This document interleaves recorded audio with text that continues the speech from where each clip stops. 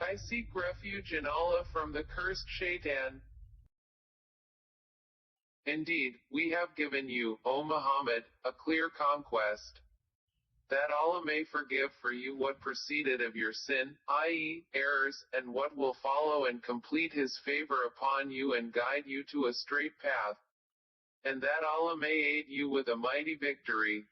It is He who sent down tranquility into the hearts of the believers that they would increase in faith along with their present faith. And to Allah belong the soldiers of the heavens and the earth, and ever is Allah knowing and wise. And that He may admit the believing men and the believing women to gardens beneath which rivers flow to abide therein eternally, and remove from them their misdeeds, and ever is that, in the sight of Allah, a great attainment. And that He may punish the hypocrite men and hypocrite women, and the polytheist men and polytheist women, those who assume about Allah an assumption of evil nature. Upon them is a misfortune of evil nature, and Allah has become angry with them and has cursed them and prepared for them hell, and evil it is as a destination. And to Allah belong the soldiers of the heavens and the earth. And ever is Allah exalted in might and wise. Indeed, we have sent you as a witness and a bringer of good tidings and a warner, that you people may believe in Allah and His Messenger and honor Him and respect Him, i.e., the Prophet, and exalt Him, i.e., Allah, morning and afternoon. Indeed, those who pledge allegiance to you, O Muhammad, they are actually pledging allegiance to Allah.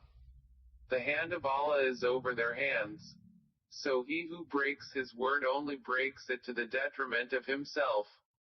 And he who fulfills that which he has promised Allah, He will give him a great reward. Those who remained behind of the Bedouin will say to you, our properties and our families occupied us, so ask forgiveness for us. They say with their tongues what is not within their hearts. Say, then, who could prevent Allah at all if He intended for you harm or intended for you benefit?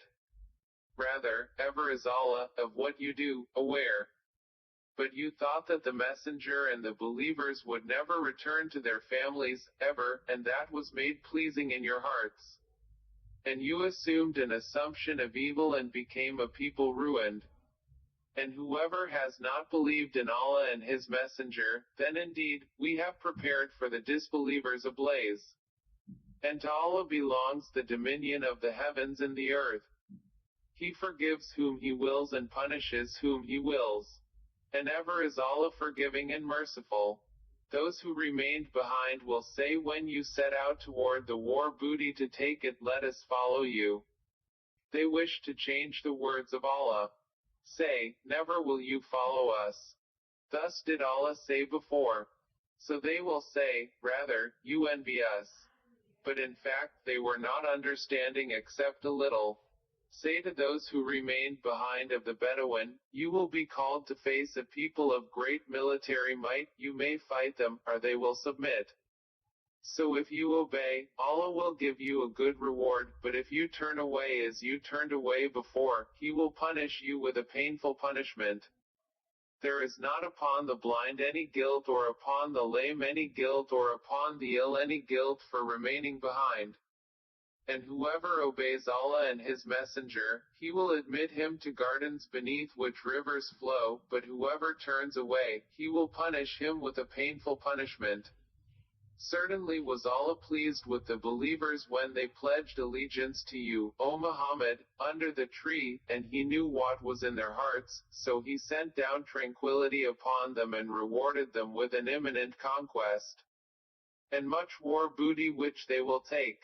And ever is Allah exalted in might and wise.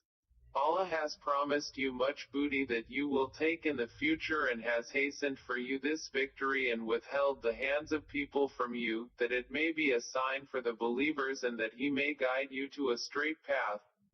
And He promises other victories that you were so far unable to realize, which Allah has already encompassed. And ever is Allah, over all things, competent. And if those who disbelieve had fought you, they would have turned their backs in flight. Then they would not find a protector or a helper. This is the established way of Allah which has occurred before. and never will you find in the way of Allah any change. And it is He who withheld their hands from you and your hands from them within the area of Makkah after He caused you to overcome them. And ever is Allah, of what you do, seeing. They are the ones who disbelieved and obstructed you from al-Masjid al-Haram while the offering was prevented from reaching its place of sacrifice. And if not for believing men and believing women whom you did not know, that you might trample, i.e., kill, them and there would befall you because of them dishonor without your knowledge, you would have been permitted to enter Makkah. This was so that Allah might admit to His mercy whom He willed. If they had been apart from them, we would have punished those who disbelieved among them with painful punishment. When those who disbelieved had put into their hearts chauvinism, the chauvinism of the time of ignorance. But Allah sent down His tranquility upon His messenger and upon the believers and imposed upon them the word of righteousness, and they were more deserving of it and worthy of it. And ever is Allah, of all things, knowing. Certainly has Allah showed to His messenger the vision, i.e., dream, in truth. Will surely enter al-Masjid al-Haram, if Allah wills, in safety, with your heads shaved and hair shortened, not fearing anyone. He knew what you did not know and has arranged before that a conquest near at hand. It is He who sent His messenger with guidance and the religion of truth to manifest it over all religion. And sufficient is Allah as witness. Muhammad is the messenger of Allah, and those with him are forceful against the disbelievers, merciful among themselves. You see them bowing and prostrating in prayer, seeking bounty from Allah and His pleasure. Their sign is in their faces from the effect of prostration, i.e., prayer. That is their description in the Torah. And their description in the Gospel is as a plant which produces its offshoots and strengthens them so they grow firm and stand upon their stalks, delighting the sowers, so that He, i.e., Allah, may enrage by them the disbelievers. Allah has promised those who believe and do righteous deeds among them forgiveness and a great reward.